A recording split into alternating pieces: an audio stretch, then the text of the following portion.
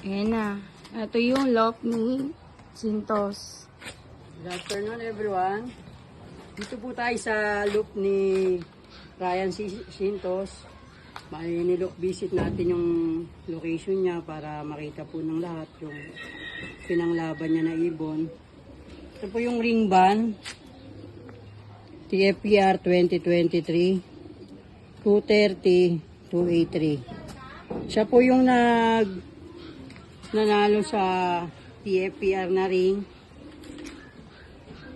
Siya yung nag-number 1. Kaya nilook visit po natin sir para makita nyo rin na dito po talaga umuwi yung ibon. Pakawalan ko na sir. Sige. Dito lang. Welcome to one. Parang maroon siya talaga. Maliit na ibon lang pala, no? Ano pala mo talaga yan? Nakitap na. Nakitap na. Iba yung pala yung anak ni Tap. Stop na, hindi na bumalik eh, no? No? Hindi, nalambat yun. Sabay nang sa akin yun. Ay, nanalo ng pooling dati. Sa bala.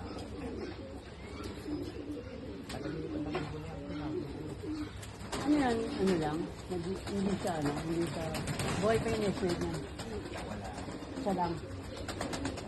Nawala niya siya.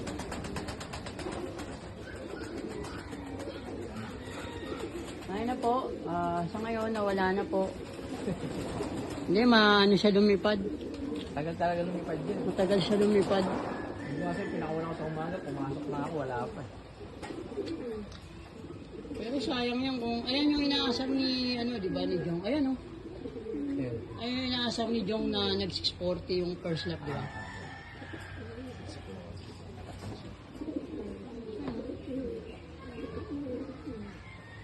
Maano siya ma-ronda.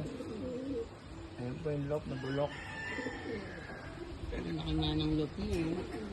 Hindi, para maganda rin loop visit, para makita rin nila. Buti nakauwi ako.